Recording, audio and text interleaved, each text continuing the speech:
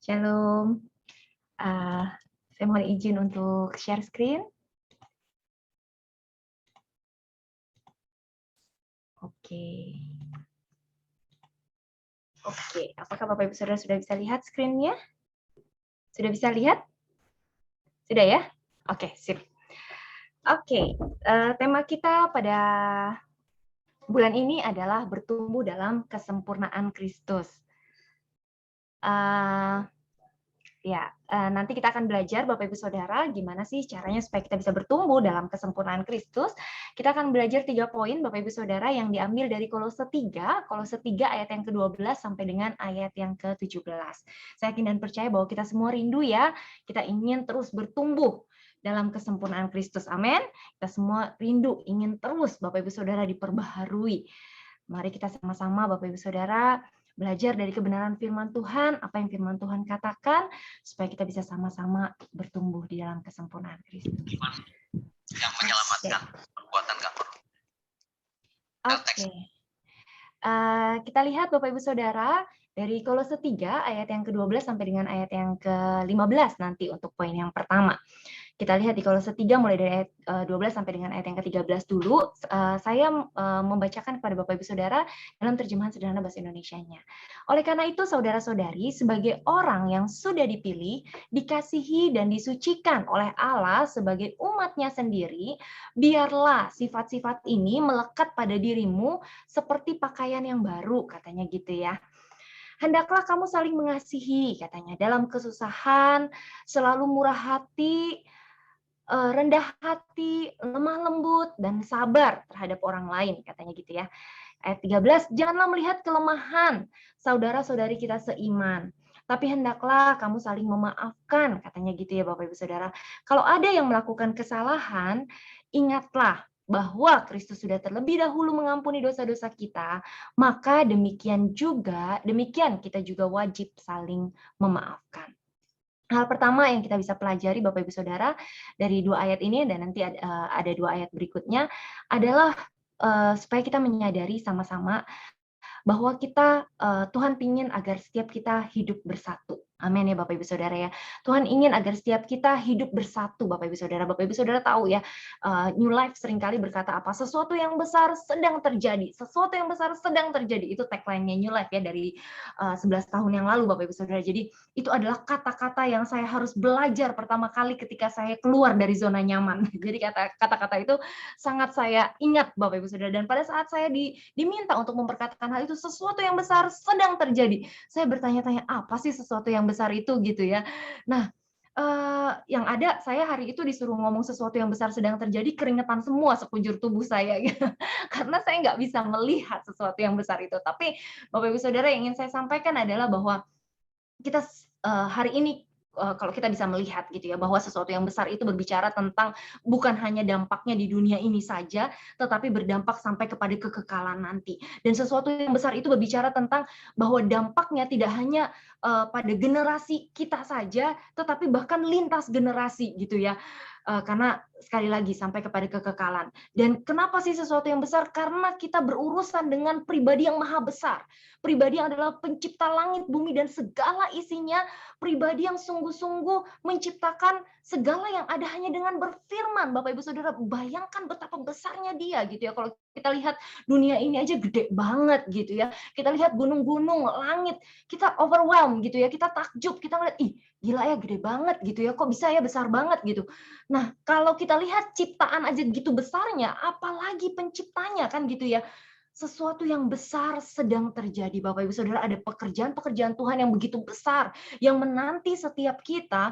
Ada rencana Tuhan yang begitu besar, yang Tuhan rindu ingin melibatkan setiap kita untuk ikut ambil bagian di dalamnya. Dan karena kita terlibat dalam proyek akbar kerajaan sorga, proyek yang begitu besar, kita nggak bisa one man show, Bapak Ibu Saudara. Karena itu kita perlu hidup bersatu, kita perlu bersama-sama bergandengan tangan. Kita nggak bisa jalan sendirian. Kita perlu bersama-sama bergandengan tangan, berlari-lari pada panggilan sorgawi. Bapak Ibu Saudara, ketika saya baca ayat ini, saya diingatkan ya, Efesus 6 ayat 12. Efesus 6 ayat 12 berkata, karena perjuangan kita bukanlah melawan darah dan daging, tetapi melawan pemerintah-pemerintah, melawan penguasa-penguasa, melawan penghulu-penghulu dunia yang gelap ini, melawan roh-roh jahat di udara. Bapak Ibu Saudara, sadarkah kita segala sesuatu yang punya darah dan daging itu bukan musuh kita? Segala sesuatu yang punya darah dan daging itu bukan musuh kita. Berapa tahun saya habiskan waktu di dalam hidup saya untuk memusuhi, berperang melawan musuh yang salah. Saya bermusuhan dengan orang tua saya. Saya menghabiskan begitu banyak waktu dalam hidup saya nggak punya hubungan yang baik dengan orang tua saya. Saya berontak sama orang tua saya. Saya nggak tahu, Bapak Ibu Saudara, saya menghabiskan waktu, menghabiskan energi, menghabiskan pikiran, perasaan, kehendak saya untuk berperang melawan musuh yang salah. Berapa banyak waktu saya habiskan untuk kepahitan mungkin sama Bapak Gembala, salah menilai beliau gitu ya. Saya lihat beliau, saya pikir, Bapak Gembala ini nggak ngerti maunya saya. Bapak Gembala ini belum tahu, dia belum dibukakan. Saya yang lebih tahu gitu ya. Saya curiga sama Bapak Gembala, jangan-jangan Bapak Gembala ini ada maksudnya, ada maunya nih ngomong kayak gini nih. Nih Bapak Gembala ngomong kayak gini nih maksudnya nyinggung saya apa gimana nih? Berapa banyak waktu saya habiskan Bapak Ibu Saudara untuk berperang melawan musuh yang salah. Tanpa saya sadari akhirnya itu mempengaruhi segala sesuatu yang ada di dalam kehidupan saya dan itu mempengaruhi respon saya. Akhirnya saya jadi agak-agak aras-arasan, iya nggak ya? Mau ambil bagian nggak ya? Iya nggak ya? Saya ikut nggak ya? Saya in apa out ya? Bapak Ibu Saudara, tahukah kita bahwa inilah tipu muslihat yang sekarang iblis sedang coba seberangkan bagi setiap kita. Iblis mau supaya kita berperang melawan musuh yang salah sehingga apa? Sehingga waktu kita habis, sehingga kita nggak punya waktu untuk bersama-sama menikmati kebersamaan sebagai milik kepunyaan Tuhan, orang-orang kesayangan Tuhan yang saya yakin dan percaya bahwa setiap kita punya kelebihan, setiap kita punya keunggulan, setiap kita punya talenta-talenta yang begitu indah yang Tuhan sudah sediakan, yang Tuhan sudah berikan, yang Tuhan sudah karuniakan, sudah anugerahkan bagi masing-masing kita, Bapak Ibu Saudara. Dan sangat indah ya, ketika saya merem, saya membayangkan, wow, betapa indahnya. Ketika setiap kita menyadari, Bapak Ibu Saudara, bahwa setiap kita punya keahlian khusus, setiap kita punya karunia yang Tuhan sudah berikan. Dan itu semua seharusnya kita semua pergunakan sebagai tubuh Kristus. Kita saling membangun satu sama lain, saling membangun satu sama lain seperti tumpukan batu yang ditumpuk terus-terus secara teratur, Bapak Ibu Saudara, untuk membentuk satu tubuh Kristus dan nama Tuhan yang dipermuliakan, nama Tuhan yang diagungkan, nama Tuhan yang ditinggikan. Sungguh Bapak Ibu Saudara, kita sedang bekerja, kita sedang mengerjakan sesuatu yang besar. Dan sesuatu yang besar tidak mungkin bisa dilakukan oleh 1, 2, 3, 4, 5 orang. Sampai seberapa banyak orang pun tidak pernah cukup ya Bapak Ibu Saudara. Kita harus bersama-sama. Kita harus bersama-sama bersatu hati. Hidup bersatu hati menyelesaikan visi yang daripada Tuhan. Saudara-saudari seiman kita, orang tua kita, orang-orang yang ada di sekeliling kita, Bapak rohani kita, bukan musuh kita Bapak Ibu Saudara. Amin ya. Hendaklah kamu saling mengasihi, dalam kesusahan selalu murah hati, rendah hati, lemah lembut, sabar terhadap orang lain. Jangan melihat kelemahan saudara-saudari kita seiman, tapi hendaklah saling memaafkan. Kalau ada yang melakukan kesalahan, Bapak Ibu Saudara, ingat terus bahwa dosa-dosa dan kesalahan kita sudah diampuni sama Tuhan Yesus. Yuk jangan zoom kesalahan orang lain gitu ya. Jangan zoom, jangan perbesar gitu ya kekurangan yang orang lain miliki Bapak Ibu Saudara, tapi biarlah kita punya satu kesadaran, satu kerendahan hati bahwa Tuhan rindu untuk setiap kita bisa bersatu hati bersama-sama menyelesaikan visi yang daripada Tuhan Bapak Ibu Saudara. Kita lihat di ayat yang ke-14 sampai dengan ayat yang ke-15, ini masih poin yang tadi ya Bapak Ibu Saudara ya. Supaya kita hidup bersatu. Kolose 3 ayat 14 sampai 15 dalam terjemahan Sederhana Bahasa Indonesia dikatakan, tetapi sifat yang paling penting di atas segalanya adalah saling mengasihi. Hendaklah kasih itu menjadi tali pengikat yang mempersatukan kita dengan sempurna. Bapak Ibu Saudara katakan bersama-sama saya, mempersatukan kita dengan sempurna. Amin. mempersatukan kita dengan sempurna, Bapak Ibu Saudara. Biarlah kasih yang menjadi tali pengikat yang mempersatukan kita dengan sempurna. Biarlah ketenangan dalam perlindungan Allah menguasai hati kita dan hati dan pikiranmu, karena Allah sudah memanggil kita menjadi anggota dari satu tubuh. Kita satu tubuh ya Bapak Ibu Saudara, yaitu tubuh Kristus, supaya kita bersatu dan hidup dengan tenang. Dan marilah kita selalu bersyukur kepadanya. Jadi kita diingatkan pada malam hari ini, pada sore hari yang luar biasa ini, Bapak Ibu Saudara, kita diingatkan untuk satu tubuh, yaitu kita anggota tubuh Kristus, Bapak Ibu Saudara. Mungkin Bapak Ibu lihat dari kejauhan gitu ya, Bu Dita mah ngomong gampang, ngomong enak. Iyalah kalau ngomong doang enak. Atau jangan-jangan pencitraan nih, karena ada Bapak Gembala, jadi ngomongnya yang baik-baik aja gitu ya. Bapak Ibu Saudara, udah deh hari ini saya angkat tangan deh. Kenapa? Karena saya mau buka-bukaan rahasia aja sama Bapak Ibu Saudara ya. Saya nggak mau ada yang ditutup-tutupin gitu ya. Jadi Bapak Ibu Saudara, kalau Bapak Ibu Saudara tahu dalam hati saya sebenarnya bukan berarti saya sama Pak Gembala tuh semuanya baik-baik, semuanya nice-nice aja, semuanya kelihatannya biasa-biasa aja dan nggak pernah ada perbedaan di antara kami gitu ya. Enggak, Bapak Ibu Saudara. Saya juga pernah beberapa kali gitu ya, nggak setuju dengan keputusan yang beliau ambil gitu ya. Dan pernah beberapa kali juga tersinggung, Bapak Ibu Saudara, tersinggung ketika saya ngerasa, oh saya sudah berusaha untuk melakukan yang terbaik, saya sudah berusaha untuk memberikan yang terbaik, tapi apa yang terjadi? Malah ditegur misalnya. Mending kalau ditegurnya cuma depan saya, tapi misalnya gitu ya, ditegurnya ada orang lain gitu. Aduh, rasanya malu, rasanya nggak enak. Tapi sebenarnya Bapak Ibu Saudara, ketika kita mau zoom titik itu, dan akhirnya apa yang terjadi? Kita bisa-bisa keluar gereja, dari satu gereja ke gereja yang lain. Terus kemudian pindah ke gereja lain, apakah iya kita bakalan nggak nemuin hal-hal seperti itu? Lalu Roh Kudus ingatkan saya, pertanyaan yang terdalam untuk saya renungkan gitu ya. Kalau saya masih tersinggung, kalau saya masih marah gitu ya, dengan apa yang Pak Gembala sampaikan, apakah saya merasa gitu ya, karena gini, Bapak Ibu Saudara, saya akhirnya menyadari gini loh, bahwa seringkali yang Bapak Gembala itu sampaikan, seringkali maksudnya bukan buat saya gitu. Tetapi karena saya mungkin masih ada kekurangan di area-area tertentu, lalu saya merasa itu nyindir saya gitu ya. Jadi saya ngerasa sendiri dan terus saya jadinya tersinggung misalnya seperti itu. Itu yang saya alami ya Bapak Ibu Saudara. Ketika saya tersinggung, bukankah seharusnya saya dengan rendah hati ya, menyadari bahwa kalau memang ada kesalahan, memang ada kekurangan, kan nggak ada ya Bapak Ibu Saudara dari kita yang sempurna. Justru itulah pentingnya kita punya Bapak Rohani, untuk mengingatkan kita dengan kebenaran firman. Jadi yang menjadi barometer ukurnya bukanlah perasaan kita gitu ya. Kalau perasaan kita sedikit disinggung sama firman, lalu kita tersinggung, lalu kita marah sama Pak Gembala gitu, kan nggak fair ya. Padahal Pak Gembala hanya menyampaikan kebenaran firman gitu. Yang beliau sampaikan adalah kebenaran firman, dan ketika kebenaran firman itu disampaikan, ketika saya tersinggung, kan berarti harusnya saya yang berubah. Harusnya saya yang mengalami metanoia, harusnya saya yang mengalami perubahan pola pikir, bukan justru sebaliknya saya yang justru menyalahkan beliau misalnya dalam hal ini gitu ya. Jadi di situ saya melihat ya bagaimana sebenarnya seringkali karena kita tidak menyadari bahwa Tuhan pengen kita itu bersatu gitu ya.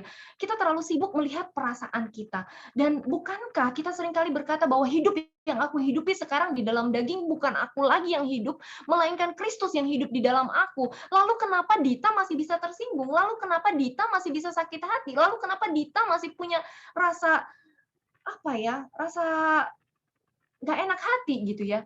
Kan Kristus yang hidup di dalam Dita. Jadi disitulah kita perlu menyadari ya, Roh Kudus mengingatkan saya gitu, bukankah kamu nol gitu, bukankah kamu bukan siapa-siapa, bukankah ketika kamu melayani, kerinduan kamu adalah untuk memuji, memuliakan, dan meninggikan nama Yesus. Bukankah Dita seharusnya semakin berkurang dan Kristus seharusnya semakin bertambah gitu. Bukankah seharusnya Dita udah nggak pusing lagi nih sama kedagingan gitu ya, sama rasa sakit hati, rasa nggak enak hati, rasa tersinggung gitu ya. Dan kalau memang kita harus berubah gitu, yuk berani evaluasi diri dan miliki kerendahan hati, mau ditegur dengan kebenaran firman, dan ya berubahlah gitu, berubahlah sesuai dengan pembaharuan budi gitu ya. Dan hendaklah kasih menjadi tali pengikat yang mempersatukan kita dengan sempurna. Jangan biarkan kebencian akhirnya menjadi benteng, menjadi tembok pemisah antara kita dengan saudara-saudara seiman kita, apalagi dengan Bapak rohani. Sayang banget rasanya. Sayang banget. Kenapa? Karena akibatnya kita jadi bisa kehilangan warisan-warisan rohani. Kita jadi bisa kehilangan hal-hal yang indah yang seharusnya kita bisa lakukan bersama-sama sebagai sebuah keluarga, Bapak Ibu Saudara. Saya ingat ya, waktu saya SMP, saya marah sama orang tua saya, dan akibatnya saya minta saya disekolahkan di Jawa gitu ya. Saya minta disekolahkan di Jogja waktu itu. Orang tua saya setuju-setuju aja gitu, dipikirnya saya mau mandiri, padahal sebenarnya saya menyimpan amarah dan saya mau kabur sebenarnya dari orang tua saya. Dan ketika itu terjadi, Bapak Ibu Saudara, sampai di Jogja saya sadar bahwa saya sebenarnya yang salah itu bukan orang tua saya yang nggak mengasihi saya, tapi seringkali saya yang salah mengartikan, atau saya yang salah mendefinisikan kasih. Di mata saya, definisi kasih adalah harusnya kalau orang tua saya mengasihi saya, orang tua saya harusnya ngikutin dong semua maunya saya, apa yang menjadi kemauan saya harusnya diikutin dong gitu. Sementara di dalam kacamata orang tua saya mau mendidik saya gitu ya untuk menjadi anak yang bertumbuh dewasa gitu. Jadi ada hal-hal yang nggak semuanya iya gitu, tapi ada hal-hal yang ada kalanya orang tua saya berkata tidak gitu, dan ketika orang tua saya berkata tidak, saya tersinggung, saya merasa tidak dicintai, saya merasa tidak dikasih, akhirnya saya bangun tembok pemisah antara saya dan orang tua saya, dan tanpa saya sadari ketika itu terjadi saya sedang memisahkan diri saya dengan sumber. Bapak Ibu Saudara, saat itu saya menyadari ya, tadinya saya biasa mau makan, bangun tidur, ucek-ucek mata, saya tinggal turun ke bawah, saya lihat di meja makan udah tersedia yang namanya makanan di meja makan tuh selalu tersedia. Mama saya tuh orangnya sangat perhatian sama anak-anaknya, sangat sayang, Bapak Ibu Saudara. Jadi selalu kita tuh dibeliin kalau makanan atau apa ya pagi itu selalu sejumlah anak gitu, sejumlah itulah makanan itu disediakan gitu. Dan udah ada sama susu di situ yang hangat gitu, dan makanan gitu. Ketika saya pergi, saya ke Jogja gitu, saya lihat saya bangun tidur nggak ada apa-apa gitu, saya cari sendiri, harus mikir sendiri untuk makan gitu. Ketika kita jauh dari sumber, kita rugi sendiri gitu ya. Dan sebenarnya sayang banget gitu ya, ketika kita tidak mengedepankan kasih, kita justru akhirnya malah jadi membangun tembok kita sendiri. Akhir-akhir ini itu yang menjadi bahan perenungan saya, Bapak Ibu Saudara ya. Di dalam 2 Korintus 10 mungkin kita boleh baca sama-sama, Bapak Ibu Saudara bisa buka di rumah.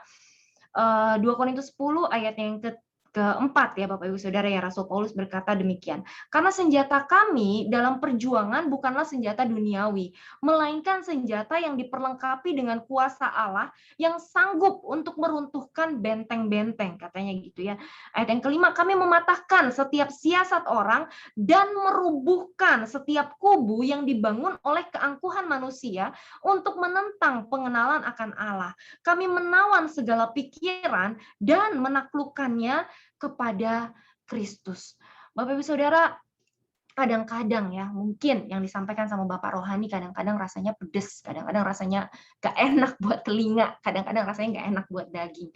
Ya bukankah sama ya, sebagai orang tua, kadang orang tua jasmani juga begitu ya, bisa jadi perkataannya nggak sesuai maunya kita gitu ya, perkataannya nggak sesuai keinginan kita gitu, tapi sebenarnya maksudnya baik Bapak Ibu Saudara, maksudnya adalah untuk merubuhkan ya, meruntuhkan benteng-benteng Bapak Ibu Saudara, apalagi firman ya ini, senjata yang diperlengkapi dengan kuasa Allah yang sanggup untuk meruntuhkan benteng-benteng.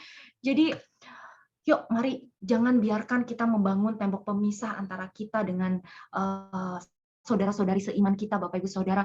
Biarlah kita belajar dari kebenaran firman pada sore hari ini. Kita belajar untuk merendahkan hati, merendahkan diri, Bapak Ibu Saudara. Biarlah kasih menjadi tali pengikat yang mempersatukan kita dengan sempurna. Amin, Bapak Ibu Saudara, dengan sempurna. Saling mengasihi bukan berarti harus mengikuti semua yang kita inginkan gitu ya. Saling mengasihi artinya bukan maunya kita terus gitu ya. Tapi seorang yang mengasihi itu adalah seseorang yang memperhatikan pertumbuhan secara rohani kita. Bapak Ibu Saudara, kalau kita punya orang tua rohani, punya saudara-saudara seiman gitu ya, itu adalah anugerah dari Tuhan Bapak Ibu Saudara. Bayangkan ya kalau dipikir-pikir nggak ada hubungan darah, nggak ada hubungan apa ya, nggak ada hubungan apapun lah kalau dibilang gitu ya, saudara bukan, tetangga juga bukan, terus apalagi ya hubungan kerjaan juga bukan misalnya gitu ya, nggak ada hubungan apa-apa kan kalau dipikir-pikir ya kita dengan Bapak rohani gitu ya. Tapi kalau ada yang mau mengasihi kita dengan tulus, mau memperhatikan kita gitu ya, memperhatikan kita, mau mengajar, menasehati, membimbing kita menuju kesempurnaan Kristus, bukankah itu sebuah anugerah ya Bapak Ibu Saudara? Itu adalah sebuah privilege gitu.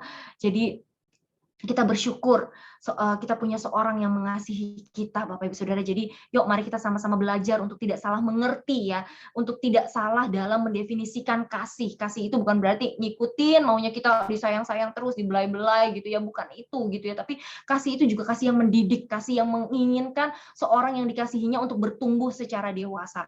Saya sendiri punya anak Bapak Ibu Saudara, ada 3 anak saya ya, ada anak yang 2,5 tahun, ada anak yang paling pertama itu umurnya 17 tahun. Cara saya mengasihi anak yang 2,5 tahun dengan anak yang 17 tahun tentu berbeda gitu ya. Dengan anak yang 2,5 tahun, oh sayang gitu ya, oh dia berantakin, pinter anak mama, anak hebat gitu ya, anak hebat yuk rapihin yuk mainannya yuk. Terus dia lari-larian, saya yang kejar-kejar, ayo anak baik, rapikan. Tapi kalau sama anak yang 17 tahun nggak kayak gitu lagi modelnya gitu ya. Sama anak yang 17 tahun begitu dia berantakan, saya akan bilang, rapikan, bereskan, tanggung jawab gitu ya. Dan nggak cuma apa yang dia berantakin yang dia harus beresin, bahkan apa yang orang lain berantakin dia juga harus ikut bertanggung jawab. Dia harus mikirin gimana caranya supaya itu juga beres gitu ya. Apakah itu artinya saya tidak mengasihi dia? Nggak ada kaitannya ya Bapak Ibu Saudara ya. Saya mengasihi mereka berdua sama, saya mengasihi mereka sama gitu ya, tetapi cara saya mengasihi mereka karena usia mereka berbeda, tentu saja dengan cara yang berbeda gitu ya. Jadi jangan diartikan ketika seseorang menegur kita itu artinya nggak mengasihi, ketika seseorang mendisiplin kita itu artinya nggak mengasihi gitu ya. Justru sebaliknya gitu, karena kita dianggap sudah dewasa, kita dianggap sudah sewajarnya kita bertumbuh, sudah seharusnya kita bertumbuh gitu ya. Jadi kalau kita dididik, kita disiplin, itu artinya kita sudah dianggap sudah dewasa, Bapak Ibu Saudara. Amin ya. Kita dianggap sudah dewasa. Jadi jangan sensi gitu ya, jangan sensi. Jadi kita harus bersama-sama semakin bertumbuh. Amin ya. Jadi hidup di dalam kasih. Amin. Poin pertama yang kita bisa pelajari bersama-sama untuk kita bisa hidup di dalam kasih. Hal yang kedua yang kita bisa pelajari bersama, kita belajar dari Kolose 3 mulai dari ayatnya yang ke-16 Bapak Ibu Saudara ya. Kolose 3 ayat ke-16. Firman Tuhan berkata dalam terjemahan sederhana bahasa Indonesia, biarlah ajaran Kristus terus memimpin kehidupanmu dan bertumbuh dengan subur dalam hatimu, katanya. Supaya kalian saling mengajar dan menasehati dengan hikmat. Salah satu cara untuk melakukan hal itu adalah dengan menyanyikan lagu-lagu dari kitab Mazmur maupun lagu rohani yang lain. Biarlah hatimu selalu penuh dengan rasa syukur kepada Tuhan Yesus, katanya gitu ya. Nah, yang kedua yang kita bisa pelajari Bapak Ibu Saudara adalah supaya kita bisa sama-sama dipimpin dan bertumbuh dalam ajaran Kristus. Amin, Bapak Ibu Saudara ya. Dipimpin dan bertumbuh dalam ajaran Kristus ya. Mari Bapak Ibu Saudara kita bersyukur ya di New Life kita sama-sama diajarkan Bapak Ibu Saudara hampir setiap hari ya kita punya kegiatan ya. Hari Selasa NLC, hari Rabu kita ada doa malam, ada firman lagi gitu ya. Kemudian hari Kamis kita ada curhat bersama dengan New Life, juga disampaikan firman gitu ya. Hari Jumat memang kosong gitu ya. Tapi setiap hari Senin sampai dengan Jumat kita ada doa pagi kan gitu ya. Ada doa pagi di situ ada firman juga yang dibagikan. Kemudian di hari Sabtu kita biasanya suka ada kelas pemulitan gitu ya. Kemudian hari Minggu kita ada ibadah gitu. Dan di samping itu semua kita juga diajar untuk terus-menerus Bapak Ibu Saudara mengupgrade diri dengan kebenaran firman gitu ya. Kita terus diajar untuk membaca firman, merenungkan firman, baca dan pahami Alkitab gitu ya. Tadinya saya cuma baca aja gitu, tapi ternyata Bapak Gembala ingetin, bukan cuma sekedar baca ya gitu, tapi dipahami, dicerna gitu ya, direnungkan dan dikasih gambaran besarnya. Bapak Ibu Saudara dikasih kartun-kartun yang begitu bagus, yang begitu menarik gitu. Di situ kenapa kita diajarin untuk kita terus bertumbuh, kita dipimpin dalam ajaran Kristus, Bapak Ibu Saudara, supaya kita terus bertumbuh dalam ajaran Kristus. Jadi puji Tuhan, Bapak Ibu Saudara, kita diajarin untuk semakin mengenal firman dengan utuh gitu ya, dengan utuh. Saya ingat minggu lalu Bapak Gembala nunjukin kita gambar kalau nggak salah 5 orang buta ya, 5 orang yang matanya ditutup, yang pegang gajah ya. Ada yang pegang belalainya gitu ya, kemudian ada yang pegang badannya, ada yang pegang telinganya, ada yang pegang kakinya. Nah, yang pegang belalai sama ekor mungkin bisa berkata bahwa oh bentuk gajah itu kayak ular bentuknya gitu ya, panjang dan pipih gitu kayak ular.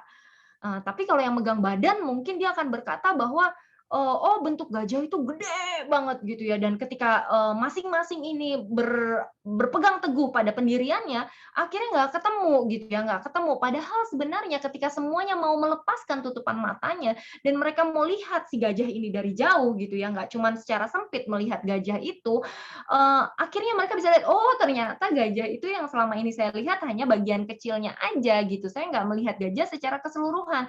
Nah demikian pula halnya dengan firman, Bapak Ibu Saudara, saya sendiri merasakan ya secara pribadi, tadinya waktu kita dibukakan tentang kebenaran kasih karunia gitu ya, wow begitu bergelora, begitu bersemangat gitu ya. Tapi seiring berjalannya waktu, habis itu saya berpikir kok saya jadinya kayak milih-milih ayat ya, ada beberapa ayat yang saya baca, oh ini nggak sesuai gitu ya. Jadinya akhirnya saya skip, terus saya cari lagi ayat yang sesuai, saya coba baca-baca lagi, ini nggak sesuai. Akhirnya saya berpikir kok jadi banyakan ayat yang nggak sesuai gitu ya. Terus setiap kali saya mau sharing firman misalnya gitu ya, atau saya mau merenung, mau membaca firman, akhirnya saya pilih-pilih ayat gitu ya yang nggak sesuai di take out gitu ya. Loh, padahal firman ini kan adalah, tulisan yang diilhami gitu ya, dan firman ini adalah kebenaran Bapak Ibu Saudara. Nah kalau kita, pilih-pilih kebenaran itu kan berarti ada something wrong ya, ada sesuatu yang salah gitu ya. Jadi, Alkitab ini bukan berisi firman Allah, bukan. Alkitab adalah firman Allah, Bapak Ibu Saudara. Kalau berisi firman Allah berarti ada yang firman Allah, ada yang bukan gitu ya. Nah, Alkitab ini bukan berisi firman Allah, tapi Alkitab itu adalah firman Allah. Artinya apa? Semuanya itu diilhamkan oleh Allah dan bermanfaat, Bapak Ibu Saudara. Jadi kita harusnya nggak pilah-pilah, tetapi kita bisa melihat secara keseluruhan. Ketika kita belum paham, kita belajar untuk memahami kan gitu ya. Maksudnya apa sih ayat ini ditulis?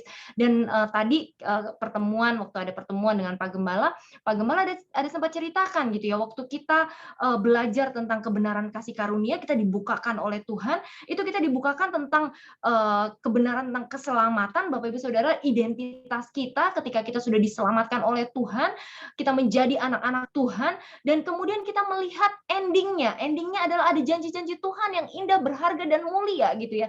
Jadi kita paham startnya, kita paham akhirnya gitu ya, janji-janji Tuhan yang indah, berharga, dan mulia itulah yang akan termanifestasi nyata dalam kehidupan setiap kita, tapi ada missing link rupanya. Ada sesuatu yang hilang di tengah-tengah. Apa itu? Sesuatu yang hilang di tengah-tengah itu adalah bicara tentang proses, Bapak Ibu Saudara.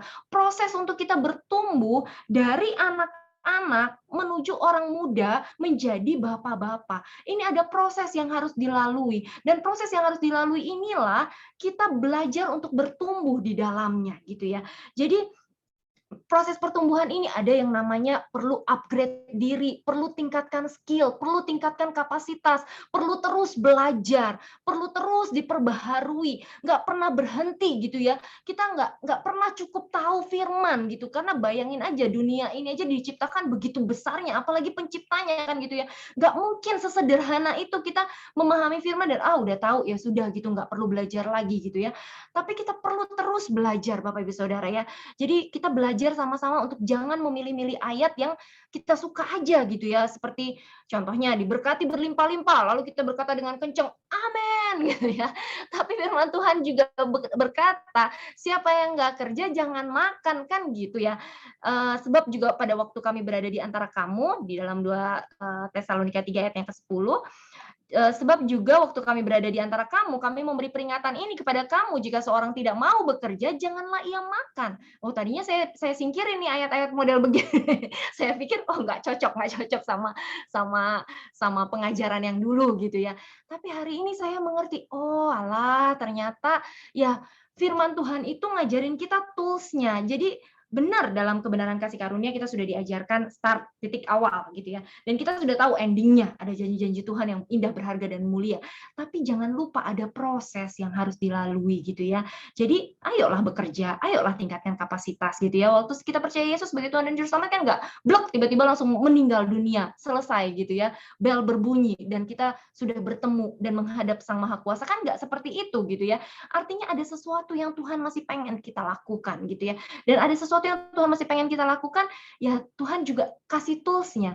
Ada alat-alatnya di dalam kebenaran firman. Dan ketika kita lihat, wow, takjub ya, ternyata sudah disediakan semuanya gitu ya.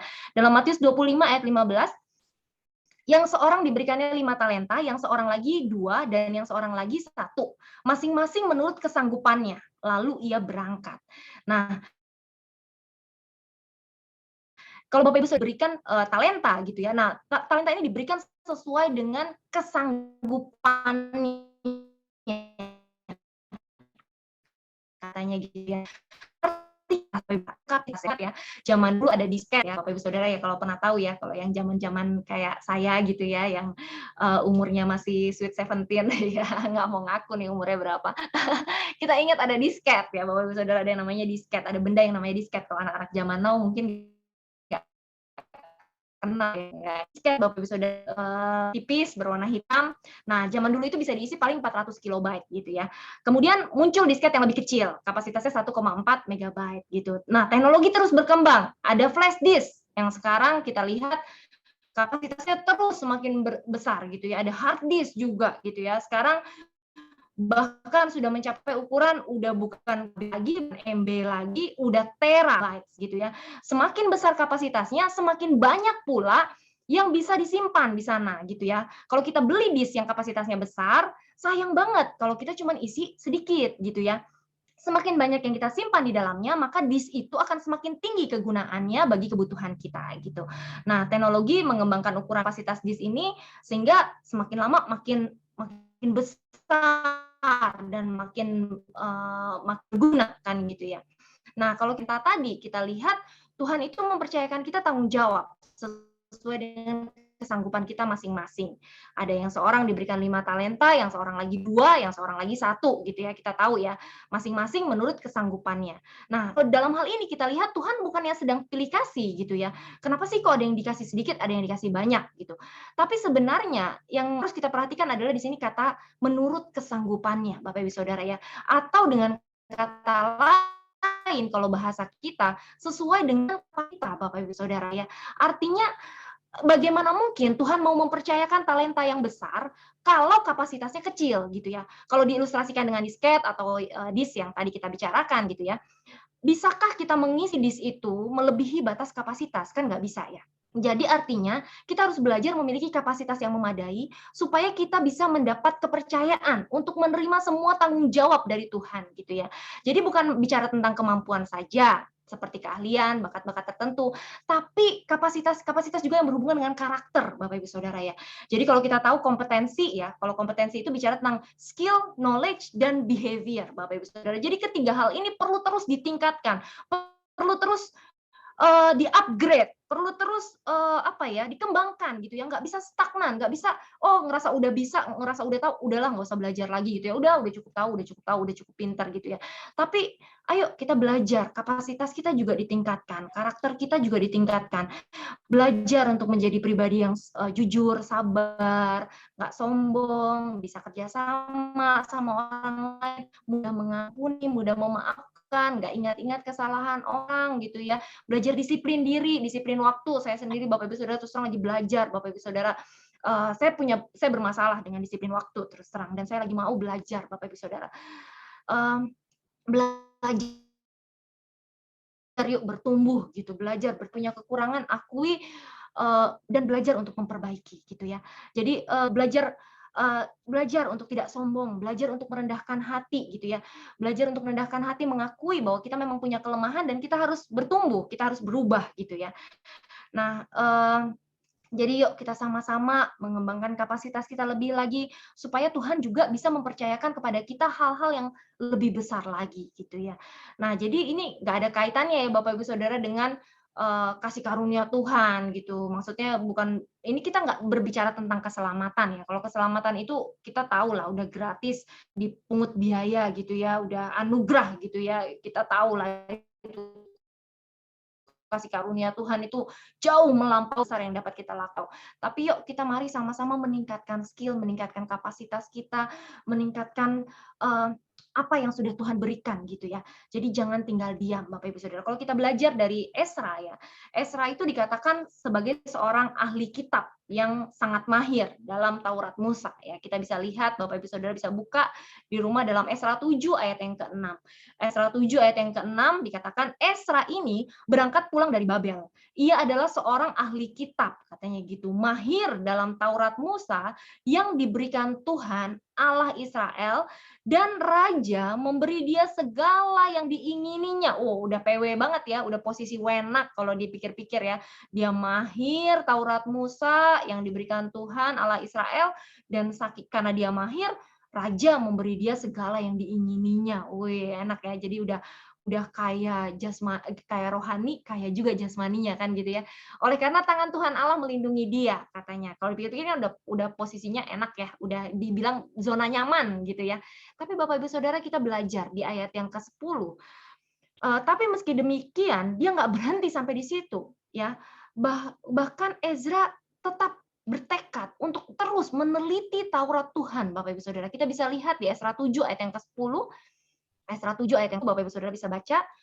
Sebab Esra telah bertekad untuk meneliti Taurat Tuhan dan melakukannya serta mengajar ketetapan dan peraturan di antara orang Israel. Bapak Ibu Saudara, padahal kalau dipikir-pikir kan dia udah PW ya, udah maksudnya udah nyaman.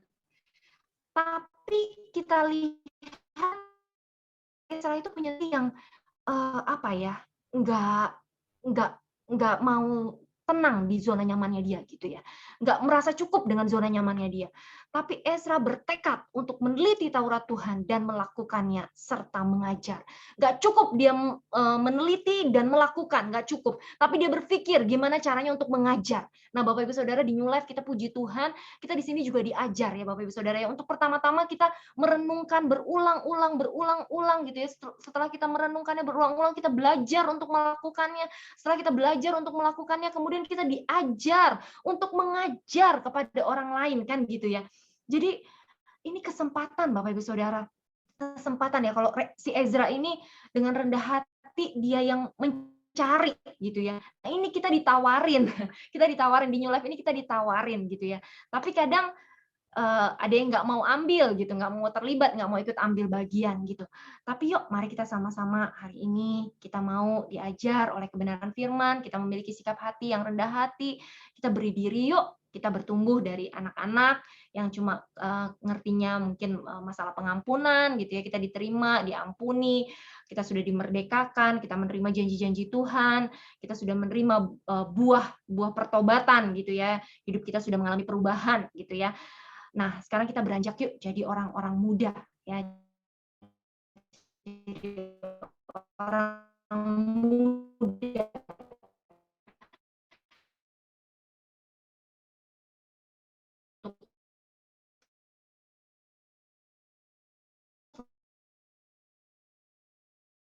harus kejar layak material terus cari sendiri. Yuk makan cari sendiri gitu, cari firman. Apalagi enak ya di New Life udah disediain gitu ya. Tapi yuk kasih diri, beri diri untuk memaukan diri kita. Kalau bahasanya Bu Mondang memaukan gitu ya. Saya diberkati sih dengan kata-katanya Bu Mondang memaukan gitu. Jadi membuat diri kita mau gitu. Kalaupun kita bisa mau itu semua karena kasih dan kemurahan Tuhan gitu ya.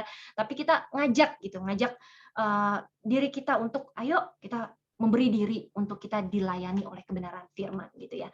Jadi kita lihat dari Esra, kita belajar bahwa Esra meningkatkan kapasitasnya, ya dia mau meneliti Taurat Tuhan, dan dari karakternya kita juga bisa lihat dia mau melakukannya dan dia mau membagikan apa yang dia sudah lakukan dan dia sudah teliti gitu ya, untuk memperoleh hal-hal yang lebih besar lagi dari Tuhan gitu ya. Jadi yuk kita sama-sama belajar Bapak Ibu Saudara ya, kita untuk meningkatkan kapasitas kita, untuk kita dipimpin dan bertumbuh dalam ajaran Kristus Bapak Ibu Saudara ya. Jadi kita bisa sama-sama bergandengan tangan, kita bisa bertumbuh, dipimpin, dan bertumbuh dalam ajaran Kristus. Kolose 2 ayat yang ke-6 sampai ayat yang ke-7 dikatakan, kamu telah menerima Kristus Yesus Tuhan kita, karena itu hendaklah hidupmu tetap di dalam Dia, hendaklah kamu berakar di dalam Dia dan dibangun di atas Dia, katanya gitu ya. Hendaklah kamu bertambah teguh dalam iman yang telah diajarkan kepadamu dan hendaklah hatimu melimpah dengan syukur ya. Kalau kita lihat di situ kita lihat berakar gitu ya, berakar dalam-dalam, dibangun di atas firman dan bertumbuh semakin teguh gitu ya. Kalau kita lihat fondasi atau akar rohani di dalam kehidupan kita itu seperti apa gitu ya, supaya kita bisa bertumbuh kuat itu harus ada akarnya gitu ya, akarnya harus kuat kan gitu ya. Jadi akar rohani itu berfungsi sebagai alat penghisap nutrisi dari Kristus ke dalam kehidupan kita gitu ya. Jadi kalau kita lihat di dalam Yohanes 8 ayat 31 sampai 32 katanya, maka katanya kepada orang-orang Yahudi yang percaya kepadanya, jikalau kamu tetap dalam firman-Ku dan kamu benar-benar adalah murid-Ku dan kamu akan mengetahui kebenaran dan kebenaran itu akan memerdekakan kamu.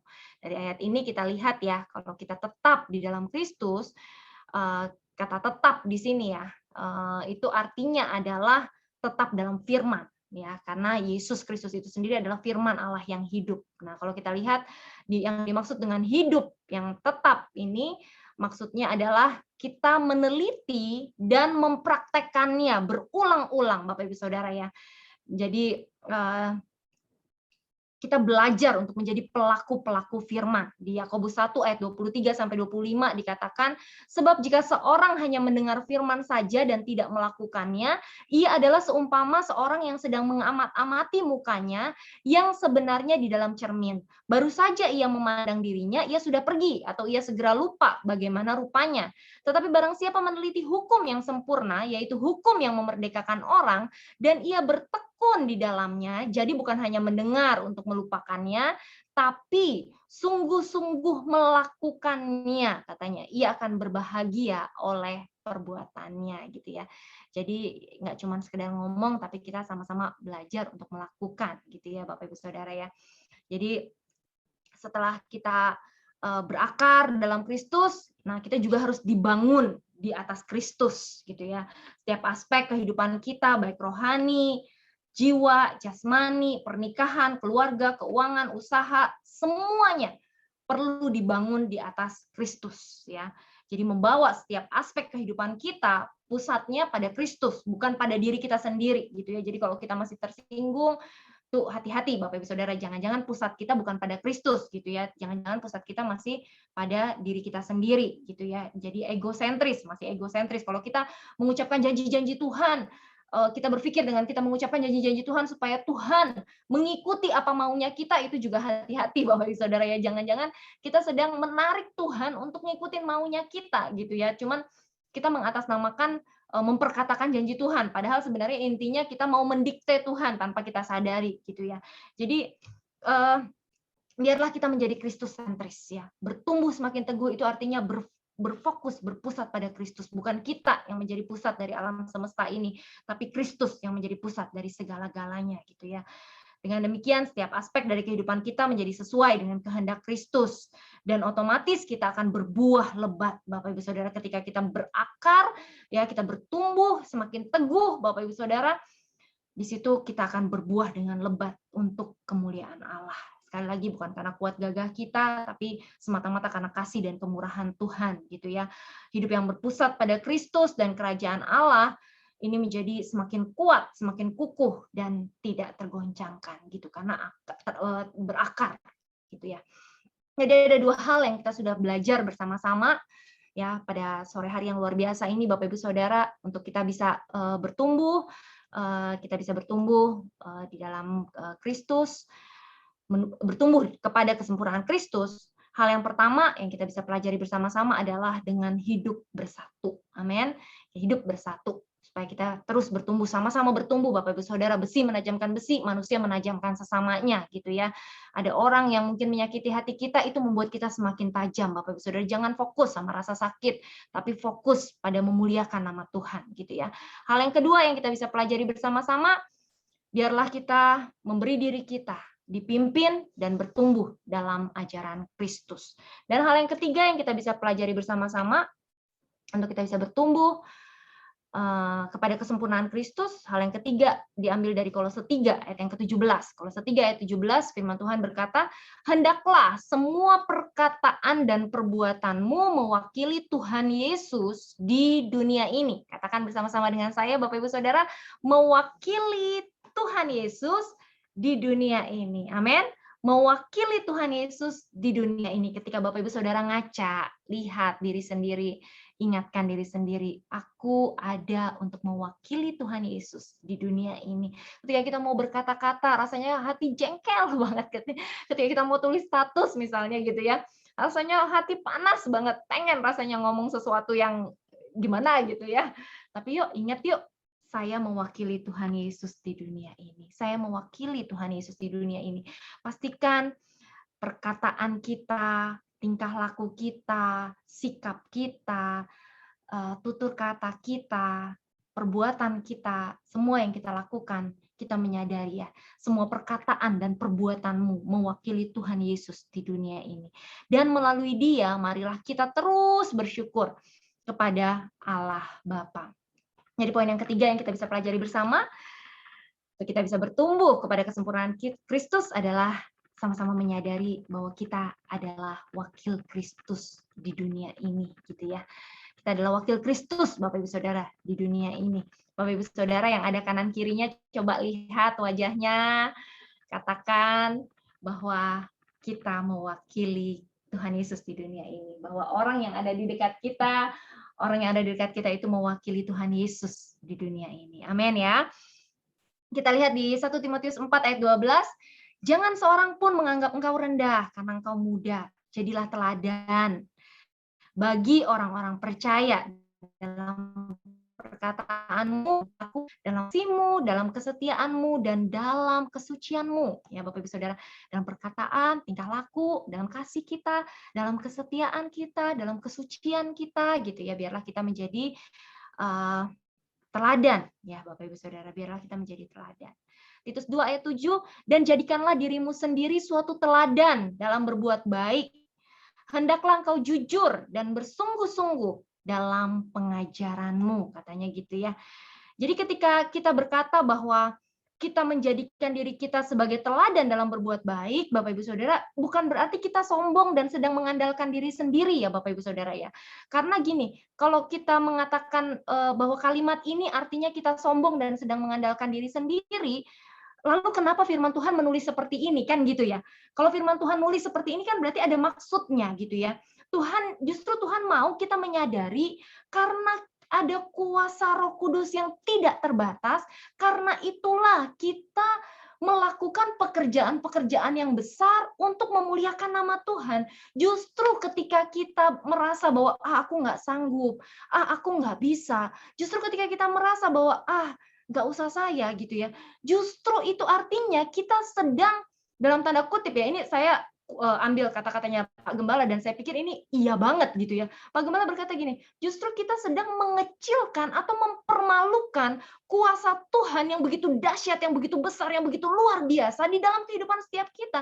Ingat bahwa ada Rohnya yang kudus di dalam setiap kita. Untuk apa Roh Kudus diam bertahta di dalam kehidupan setiap kita kalau Tuhan tidak punya rencana yang besar dalam hidup kita? Dan ketika Tuhan punya rencana yang besar dalam hidup kita, ketika kita berkata, Tuhan aku mau sepakat ini hidupku, pakai aku Tuhan untuk hormat kemuliaan bagi nama Tuhan.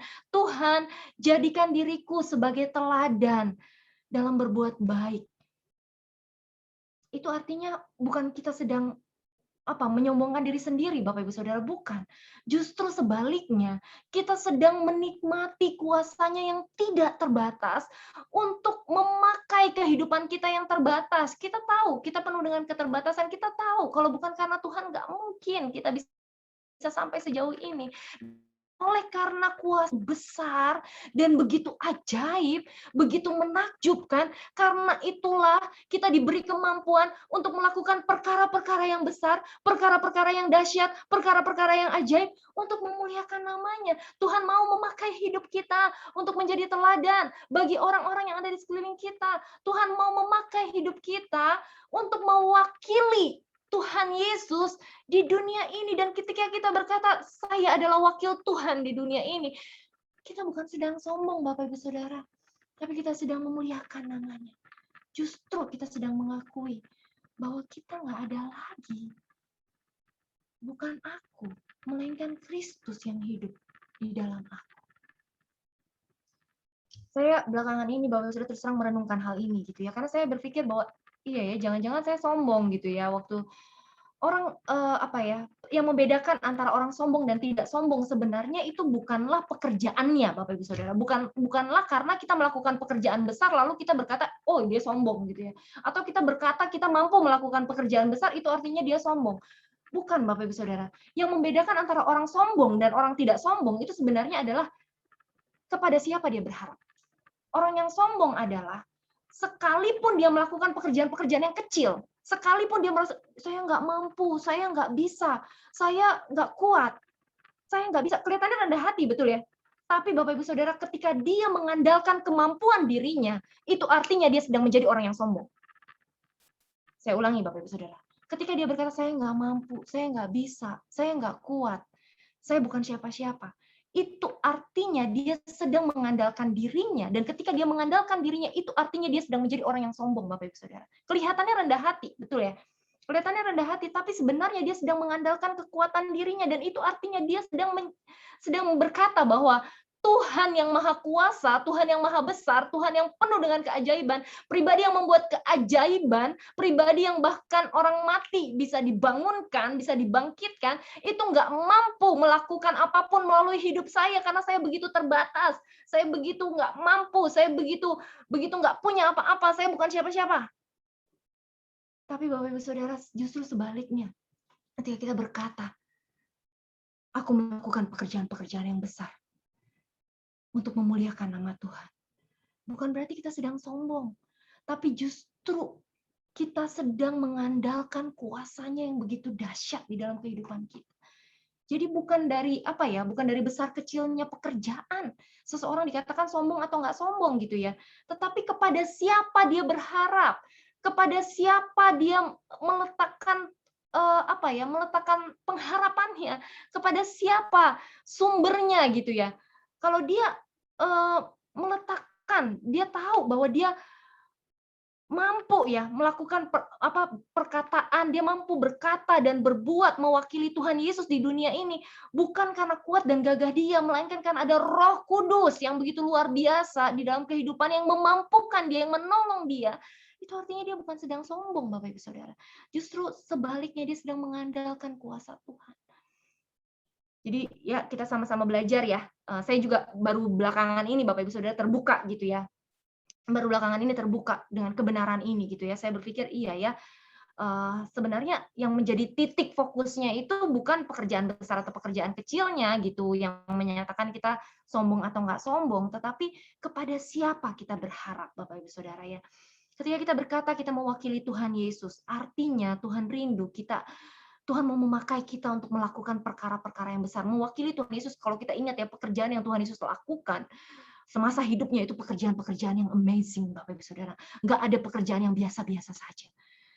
Dan di sini kita diingatkan untuk mewakili Tuhan Yesus di dunia ini. Artinya Tuhan rindu kita melakukan perkara-perkara yang besar. Kalau kita nggak berani mengambil tanggung jawab, kita nggak berani ambil resiko, ketika kita belajar untuk disiplin misalnya, tapi kita merasa, oh kalau itu artinya kita sedang sombong, sedang mengandalkan diri sendiri. Justru nggak seperti itu ya. Justru ketika kita belajar untuk mendisiplin kedagingan kita ini, Bapak Ibu Saudara, kita justru sedang mengakui bahwa daging kita ini lemah gitu ya, dan karena itu kita butuh Roh Kudus, kita butuh kekuatan dari Tuhan Yesus, bersepakat ya, iman kita bersepakat dengan rencana Tuhan, biarlah kehendaknya yang termanifestasi nyata di dalam kehidupan kita gitu ya. Jadi Justru ketika kita nggak mau belajar untuk disiplin, kita nggak mau belajar untuk meningkatkan kapasitas kita nggak mau belajar untuk meningkatkan skill kita nggak mau belajar untuk terus-menerus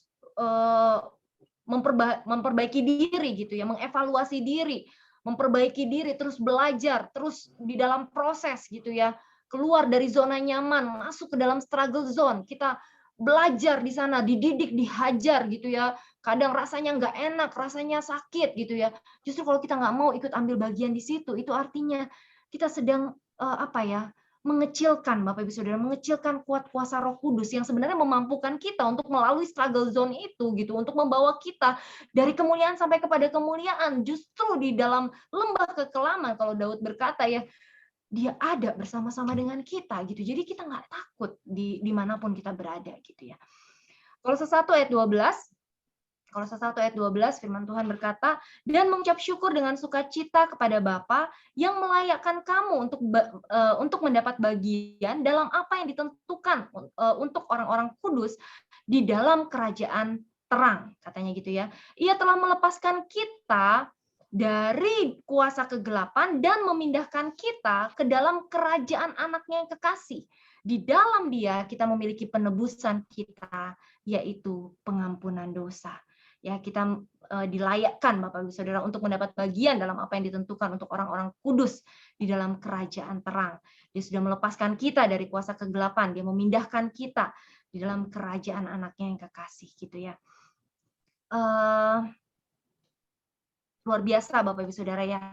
Saya sendiri excited banget belakangan ini dibukakan tentang hal-hal yang baru ya, dan bersyukur banget dengan tema kita pada bulan ini Bapak Ibu Saudara, untuk kita dibawa ke next level Bapak Ibu Saudara ya. Ketika kita menyadari bahwa kita adalah wakil Kristus di dunia ini, kita mulai berhati-hati ya dengan kehidupan kita. Sekali lagi kita berhati-hati bukan berarti kita sedang sombong atau merasa mampu, enggak gitu ya. Justru sebaliknya, kita berhati-hati, kita minta pertolongan Roh Kudus untuk melembutkan hati kita, supaya Roh Kudus memimpin kita untuk kita bisa terus-menerus Bapak Ibu Saudara mewakili Tuhan Yesus di dunia ini. Jadi ada 3 hal yang kita sudah belajar bersama-sama pada sore hari ini, supaya kita bisa bertumbuh kepada kesempurnaan Kristus yang diambil dari Kolose 3 ayat yang ke-12 sampai dengan ayat yang ke-17, Bapak Ibu Saudara. Hal yang pertama, supaya kita bisa bertumbuh kepada kesempurnaan Kristus, kita harus menyadari untuk kita selalu hidup bersatu, bersama-sama, bergandengan tangan, menyelesaikan visi yang daripada Tuhan. Untuk kita bisa terus bertumbuh kepada kesempurnaan Kristus, biarlah kita dipimpin dan terus bertumbuh dalam ajaran tentang Kristus. Bapak Ibu Saudara, jangan pilih-pilih ayat. Amin. Kita belajar untuk menaklukkan pikiran, perasaan, dan kehendak kita pada kebenaran firman. Dan hal yang ketiga, untuk kita bisa bertumbuh kepada kesempurnaan Kristus, kita menyadari bahwa kita adalah wakil Kristus di dunia ini. Sehingga kita belajar untuk memagari diri, ya Bapak Ibu Saudara ya, memagari kedagingan kita. Ketika kita menyadari kita adalah wakil Kristus di dunia, kita lebih berhati-hati dalam bersikap, bertutur kata, bertingkah laku gitu ya. Memagari daging kita supaya nggak seenaknya gitu ya, tetapi hidup di dalam jalannya Tuhan. Demikian, Tuhan Yesus memberkati kita semua. Mari kita berikan kemuliaan bagi nama Tuhan. Kita buat kebenaran firman yang luar biasa ya. Bapak Ibu Saudara yang dikasih oleh Tuhan, akhir-akhir ini memang saya pribadi merasakan bahwa Roh Kudus sedang bekerja dengan luar biasa. Dan satu hal yang pasti, Roh Kudus ingin kita memberikan dampak yang besar. Ayat tadi membuat saya cukup terkejut bahwa kita mewakili Tuhan di bumi ini. Kalau kita mewakili Tuhan di bumi ini, berarti kita menjadi jawaban bagi persoalan-persoalan yang ada dalam rumah tangga kita, dalam gereja, dalam masyarakat, bahkan dalam kota kita. Saudara, saya percaya saat-saat ini Roh Kudus sedang membukakan kita kebenaran tentang bagaimana kita menerima semua janji-janji Tuhan melalui proses yang sudah Tuhan berikan dan Tuhan sudah berikan caranya. Makanya orang percaya digambarkan sebagai seorang prajurit yang tidak pernah menyerah, yang tidak hidup untuk dirinya sendiri. Digambarkan sebagai seorang petani yang bekerja keras. Orang percaya digambarkan sebagai seorang olahragawan yang bertanding menurut peraturan. Orang percaya digambarkan sebagai seorang petinju yang tidak sembarangan meninju. Jadi yuk kita belajar terima kebenaran ini, saudara, kita telah diselamatkan lahir baru, kita tahu ada kehidupan kekal bersama dengan Tuhan nanti, kita tahu bahwa ada upah yang menanti, kita sudah tahu bahwa Tuhan mau kita hidup berkuasa, berkelimpahan, dan sebagainya. Namun kita juga harus tahu, untuk ini semua termanifestasi, Tuhan sudah memberikan kebenarannya untuk kita menjalaninya. Nah, saudara, saya percaya Tuhan mau keluarga New Life juga berkuasa bukan hanya mengerti secara rohani, tapi sampai secara jasmani. Makanya kita harus tingkatkan berbagai sisi nanti dalam kehidupan kita, dari spiritualitas kita, dari kecerdasan emosi kita, dari kecerdasan kita dalam menghadapi kesulitan, dari kecerdasan kita dalam kepemimpinan, dari kecerdasan kita dalam manajemen, dari kecerdasan kita dalam mengelola kesehatan tubuh, dari kecerdasan kita dalam berorganisasi, dan sebagainya. Dan itu semua ada dalam Alkitab. Dan saya percaya, waktu Tuhan kita berkata, aku hidup sesuai dengan kehendak Tuhan, ada kasih karunia Tuhan yang nyata dalam hidup kita. Saya percaya buah itu akan muncul. Kalau saudara pelajari Ulangan pasal 28, nanti saudara hitung yang kata berkat ya, di bagian berkat itu, ada berapa kali kata berkat itu diulang. Dan Tuhan akan mengangkat engkau menjadi kepala dan bukan menjadi ekor. Kita sudah tahu ayat ini dari dulu. Tapi saudara harus perhatikan, ayat itu dikunci, saudara, dari ayat 1 sampai ayat 13-14, itu dikunci dengan gini, jika engkau baik-baik mendengar suara Tuhan Allahmu, yang kusampaikan padamu pada hari ini, dan melakukannya dengan setia, maka segala berkat ini akan datang. Di ayat setelah janji itu, dikunci dengan ayat itu juga. Artinya apa? Waktu saudara dan saya mengenal kebenaran dengan benar, keyakinan yang benar, maka seluruh berkat itu akan datang, dan saudara akan menjadi kepala yang akan memberikan dampak. Yang jadi masalah adalah, seringkali kita harus bergumul dengan kondisi kita, kedagingan kita, kita merasa nggak mampu, nggak sanggup, dan sebagainya. Nggak apa-apa, saudara. Justru itulah kita harus belajar. Kita harus belajar. Saudara-saudara yang masih muda, yang masih ada kesempatan untuk kuliah, kuliahlah sesuai dengan passion. Nggak harus kuliah teologi, tapi kalau saudara mau kuliah teologi untuk belajar untuk kepentingan pribadi, mengenal Tuhan nggak ada masalah. Ayo, ada sesuatu yang lebih besar. Belajar manajemen kah, belajar ekonomi kah, belajar IT dan sebagainya, kuasain. Dan saat itu terjadi, sudah, saya rindu atmosfer di New Life ini bukan hanya sekedar ibadah, tapi ada sesuatu yang lebih besar, kita tahu panggilan Tuhan. Makanya saudara, ikutin terus perkembangan, berikan diri kita untuk dipimpin, seperti Ibu kita katakan, kita bersatu. Kita bangun komunikasi lebih lancar. Sering-sering kita duduk ngobrol bersama tentang rencana Tuhan, tentang harapan Tuhan dalam hidup saudara dan saya. Waktu saya pelajarin saudara, harapan Tuhan dalam hidup kita ini luar biasa loh saudara. Dia berikan Roh Kudus, dia berikan otoritas, dia berikan kuasa. Itu bukan untuk kita hidup biasa-biasa saja, untuk hidup diri sendiri dan menyelamatkan diri sendiri. Supaya kita ini berdampak. Mungkin sebagian kita sudah menghitung umur, termasuk saya. Apa yang bisa saya tingkatkan lagi, dan umur bagaimana? Minimal kita bisa persiapkan generasi di bawah kita.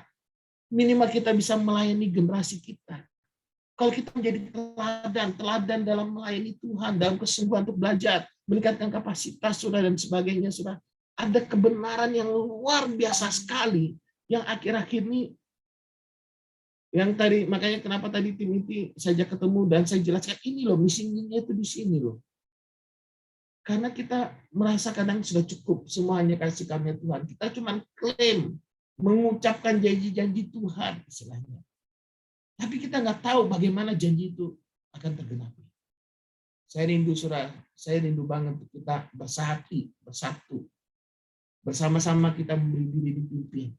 Dan kita harus memang sadar kita mewakili Tuhan. Luar biasa, saudara. Dan kalau tadi pagi saudara dengar khotbahnya Budita, saudara, bahwa Paulus pun berdoa supaya anak-anaknya, orang percaya itu, mengerti kehendak Tuhan yang sempurna. Yang jadi masalah, kita belum mengerti kehendak Tuhan yang sempurna. Makanya kita terus berdoa, Roh Kudus tolong pimpin kami, itu kami boleh mengerti kehendak yang sempurna dan dalam dunia ini. Tuhan sudah selesai di atas kayu salib, karyanya sudah selesai. Semua sudah dicurahkan atas hidup saudara dan saya. Namun Tuhan belum selesai dengan hidup saudara dan saya di dunia ini sebagai wakil Allah. Sebagai wakilnya Tuhan. Sehingga ketika orang melihat saudara dan saya, melihat Kristus, merasakan dampak Kristus dalam hidup saudara dan saya. Saudara rindu mau bersama-sama kita bergandengan tangan, amin. Kita bergandengan tangan menuju pada kesempurnaan Kristus. Kita bersama-sama dan berkata, Tuhan, aku mau serahkan semuanya. Aku mau dipimpin, mau belajar.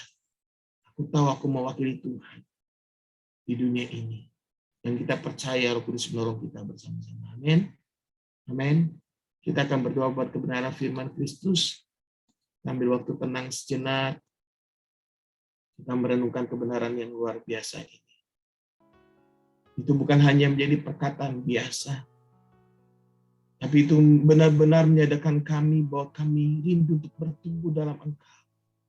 Memberi diri untuk melayani Engkau.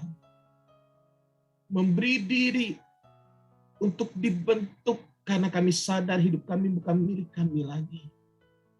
Memberi diri untuk dipimpin, diajar, dibawa oleh Tuhan untuk terus naik dan bukan turun. Kami sadar kami nggak mau hidup buat diri kami lagi, Tuhan. Kami sadar, kami percaya ada rencana Tuhan yang besar pada hidup kami melalui New Life. Kau bukakan kebenaran. Kau bukakan janji-janji-Mu yang berharga dan sangat besar itu. Terima kasih Tuhan. Biarlah kami boleh bersehati bersama-sama, sepikir. Dan kasihlah yang mengikat kami satu sama lain. Kasih-Mu lah, kasih karunia-Mu lah yang telah mengikat kami satu sama lain. Sehingga kami boleh saling mengasihi. Percaya satu sama lain, saling mengerti, tidak mensum kelemahan. Tapi kami mau memberi diri bersama-sama untuk saling menguatkan, meneguhkan, dan mengokohkan. Kami mau dipimpin, dan kami sadar kami mewakili Tuhan di dunia ini untuk menyatakan kemuliaan. Terima kasih buat kebenaran firman-Mu. Makasih buat Budita yang sudah menyampaikan isi hati-Mu.